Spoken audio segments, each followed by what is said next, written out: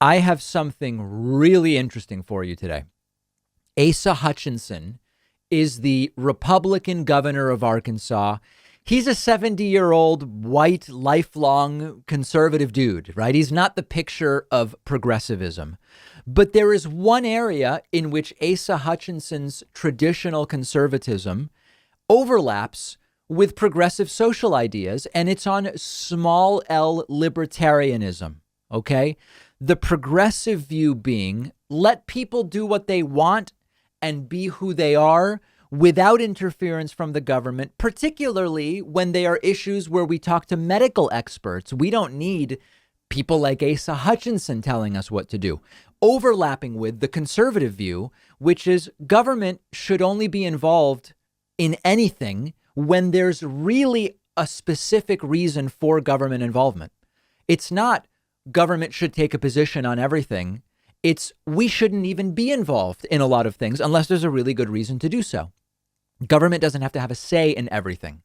That's exactly the reasoning for why Republican Governor Asa Hutchinson vetoed a bill from the Arkansas House and Senate, which would ban gender affirming treatments for transgender minors in the state of Arkansas. Now, unfortunately, Asa Hutchinson's veto was overridden by the state House and Senate. But Hutchinson has made his view clear. The bill is too extreme, and the new law will have devastating repercussions for transgender youth who are already undergoing various medical treatments.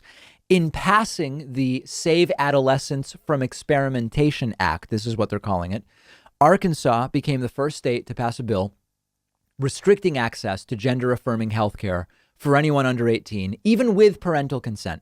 Other states have similar bills working their way through legislatures.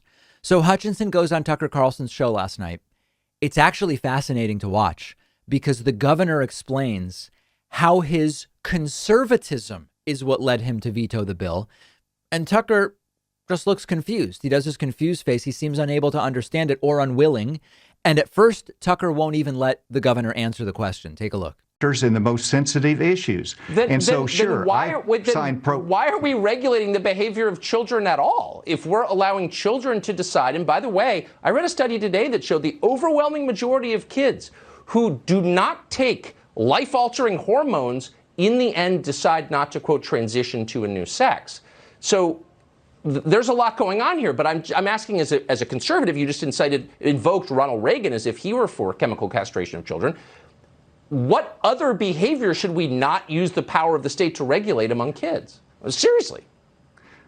Well, you debate it every time. And so, look, Tucker, you want to keep talking or you want me to answer a question? Tucker, I sincerely want you to answer. Well, thank you. And so whenever whether it's beer for minors, these are all issues that you have to address the legislature. You make judgment calls on it. But we also try to restrain ourselves as conservatives and say we don't have to be involved in every issue. And if you want to broaden the party, if you want to get back to the principles, then let's at least think through in a reasoned way as to whether this is the right bill to interfere with parents' and doctors' decisions on a health care matter, as you pointed out, does not have thorough research in every area. This is an actual conservative principle. We don't need to be involved in every issue. Now, I am not praising this because I would agree with him about every issue in which the government should or should not be involved. But the Republican Party has abandoned this supposed value.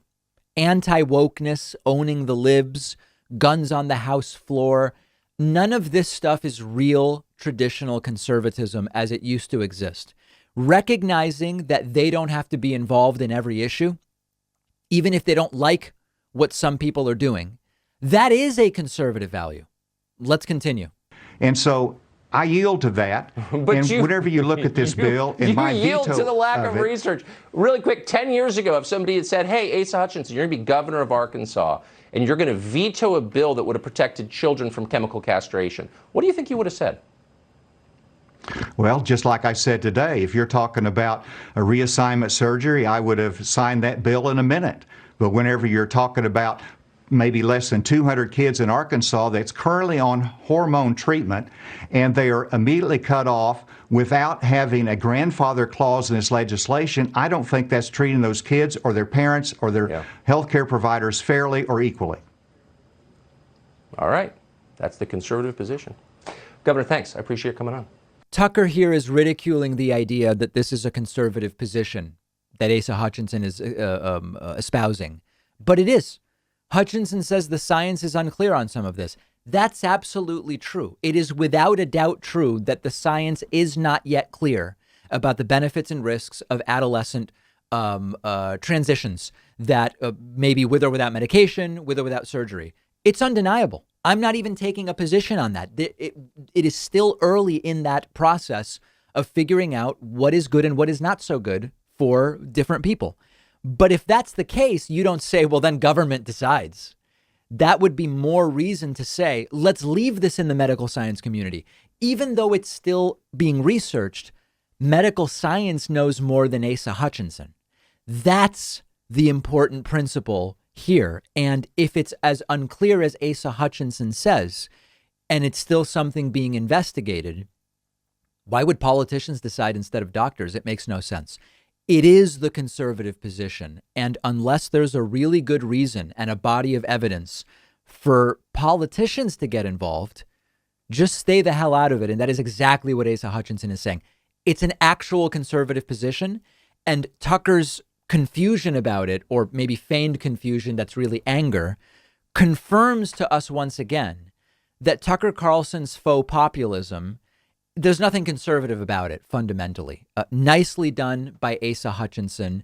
And as far as, you know, as far as the science, as far as what should or shouldn't be legal or at what age or with or without parental consent, these are things that the medical community will figure out and is researching. We don't need, imagine what is conservative about thinking that you need the Arkansas state legislature and state senate involved in something with which medical science is now exploring and researching. It's delusional, and it's certainly not conservative.